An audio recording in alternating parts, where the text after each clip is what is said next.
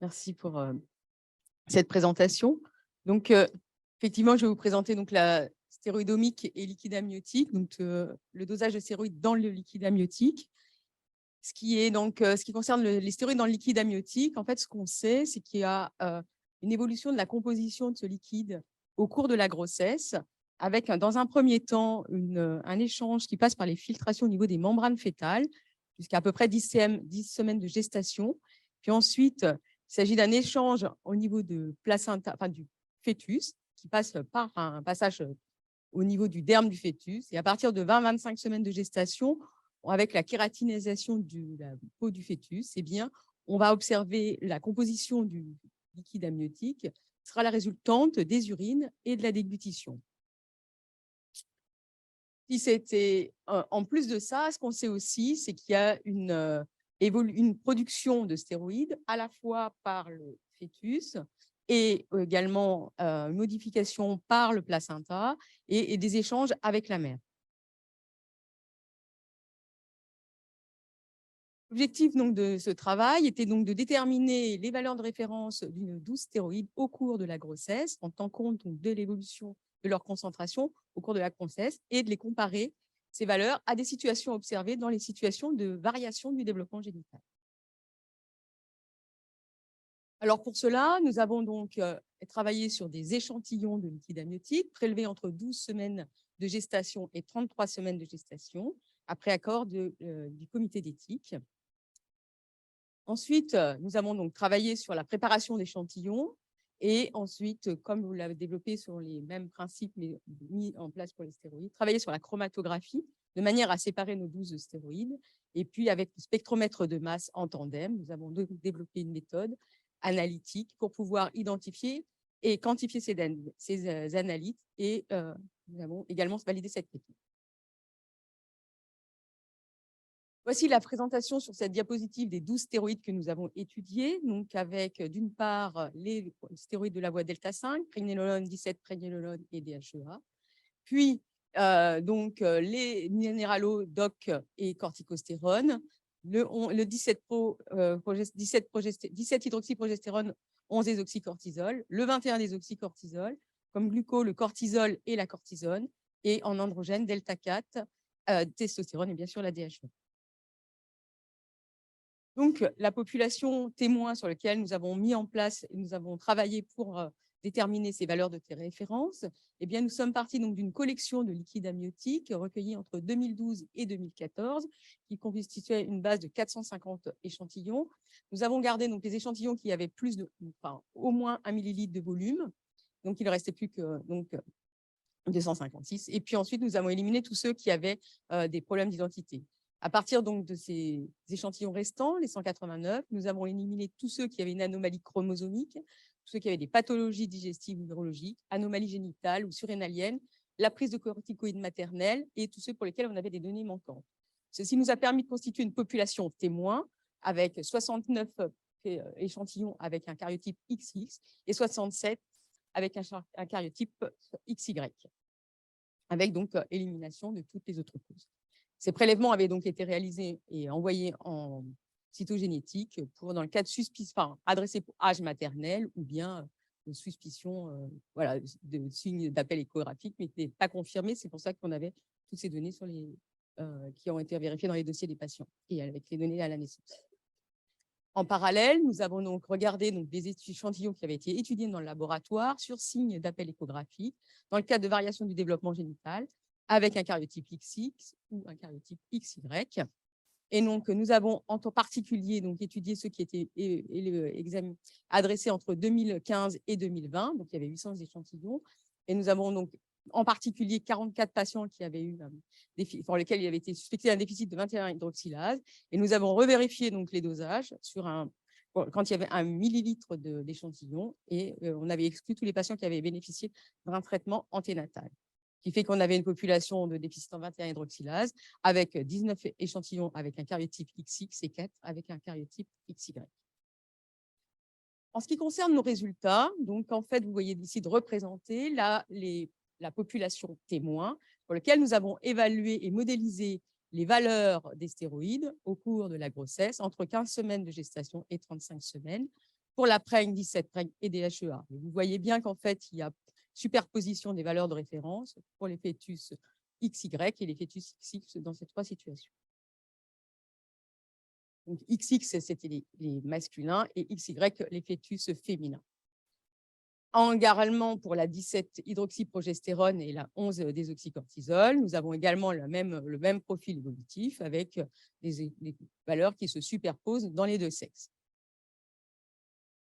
Pour ce qui est de la DOC et de la corticostérone, on observe également des valeurs qui sont superposables pour les fœtus de sexe masculin et de sexe féminin, et également pour le cortisol et la cortisone. En revanche, comme attendu, on observait des valeurs strictement différentes pour les fœtus masculins et féminins en ce qui concerne la testostérone, avec des valeurs strictement différentes, et pour la delta 4 également, même si c'est pas significatif, enfin, ça ne se voit pas objectivement sur le graphe que je vous présente ici. On a, en fait, notre population était un petit peu particulière, puisqu'en fait, ceux qui faisaient faire un prélèvement de liquide amniotique, soit il y avait des signes pour âge maternel, souvent les prélèvements de liquide amniotique étaient faits en début de grossesse, et s'il y avait des signes d'appel échographique plutôt en fin de grossesse. Donc, de manière à s'affranchir des effets de l'âge de la mère, on a fait donc une étude multivariée, et en essayant de classer les concentrations de nos différents stéroïdes fonction de l'âge en fonction de l'âge gestationnel. Et en fait, on voit, si on prend un niveau d'âge gestationnel à 20 semaines d'aménorrhée, on voit qu'il y a une différence significative et une diminution significative de la prégnénolone et la 17-hydroxyprégnénolone en fin de grossesse.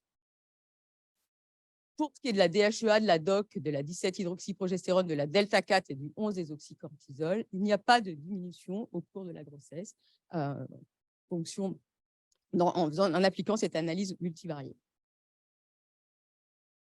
En revanche, pour ce qui est de la corticostérone, la testostérone et du cortisol, on observe une tendance à une augmentation de ces concentrations à partir de la 20e semaine, une tendance significative d'augmentation des concentrations à partir de la 20e semaine de gestation. On a voulu vérifier si l'âge de la mère, donc toujours avec en appliquant cette analyse multivariée, si l'âge de la mère avait un effet sur les concentrations des stéroïdes dans le liquide amniotique. Et donc, on observe seulement pour le delta 4 une diminution de la concentration de la delta 4 avec un effet de l'âge de la mère à partir donc de 33 semaines, un âge de 33 ans, pardon. 33 semaines. En ce qui concerne les situations de déficit en 21-hydroxylase, on a observé que le 21-désoxycortisol, qui est indosable dans les situations chez les sujets normaux, donc avec un karyotype XX ou un karyotype XY, eh bien, il était indosable inférieur à 0,125 et on avait un 21-désoxycortisol qui était dosable dans la population étudiée. On remarque également dans cette situation, cette population, qu'on a une augmentation de la delta 4 androstendione, une augmentation de la 17-hydroxyprogestérone, de la prégnénolone et 17-hydroxyprégnénolone, une augmentation de la testostérone chez les filles et une baisse de la corticostérone. Si on regarde en comparant donc cette population, les concentrations de delta 4 chez les fœtus atteints de 21 comparé à la population de référence, on voit qu'il y a une différence significative donc pour la delta 4, 17 pro et corticostérone. Ici, vous avez donc les mêmes graphes que je vous ai présentés tout à l'heure, avec les points rouges gras, les situations des fœtus atteints de déficit en 21-hydroxylase, avec en dessous, en clair, en très fin, notre population témoin avec les CG féminins que je vous ai présentés tout à l'heure. Et on voit bien qu'on a donc des valeurs qui sont strictement différentes pour l'ensemble de ces différents stéroïdes, mais une tendance à des concentrations qui ont tendance à se rejoindre, notamment pour la delta 4 et la 17 pro en fin de grossesse. Donc pour cela, on s'est dit que peut-être il serait intéressant d'utiliser des ratios, et donc notamment avec un ratio entre 0,8, un linéaire sous la courbe, entre 0,8 et 1, ça montrait que le ratio pouvait être pertinent, et de cela, 3 ratios sont sortis dans l'étude avec la modélisation par les statisticiens. Celui qui semble assez pertinent, c'est le ratio le rapport entre le 11-désoxycortisol et le 17-hydroxyprogestérone que vous avez donc de représenter ici avec une R sous la courbe de 0,8. s'est dit que c'était peut-être pas, est-ce qu'il y avait un intérêt, et on a regardé pour les autres situations, donc variation du développement génital, et donc parmi les situations qui ont été explorées au laboratoire. Et donc, vous avez ici de représenter quelques cas pour lesquels on a réalisé donc l'analyse de ces 12 stéroïdes dans des situations donc diverses que je vous présente ici. Donc, on a des situations donc de mutation du récepteur aux androgènes, et comme vous pouvez le voir, la testostérone est particulièrement augmentée pour 2 cas sur les 3, et celle-ci reste plutôt haute.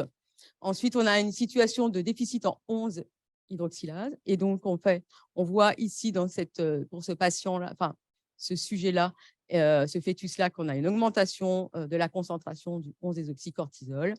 Pour la mutation donc, du gène STAR, eh bien, on voit que tous les stéroïdes sont bien abaissés dans le liquide amniotique. Pour ce fœtus qui était 46XX, mais SRY+, on a une testostérone qui est bien augmentée. Et pour le dernier cas, pour le déficit en 17-bêta-HCSD, donc la dernière étape pour synthétiser la testostérone, eh bien le fœtus qui était XY avait une testostérone qui était plutôt abaissée. Donc pour conclure, donc nous avons mis au point donc le dosage des stéroïdes dans le liquide amniotique par spectrométrie de masse. Nous avons donc validé cette méthode. Vous voyez que l'analyse, elle est fiable, elle est rapide. On peut travailler sur un faible volume, un volume plus important que pour les protéines précédemment citées, mais que c'est un outil diagnostique et un outil qui permet d'orienter le diagnostic, et c'est un outil donc diagnostique en cas de suspicion de déficit enzymatique de la biosynthèse des stéroïdes, et également en cas de situation de variation du développement génital. Donc, ce papier, ces données ont été publiées dans ce papier, et donc je remercie l'ensemble des services qui ont participé en nous adressant des échantillons. Et je vous remercie pour votre attention.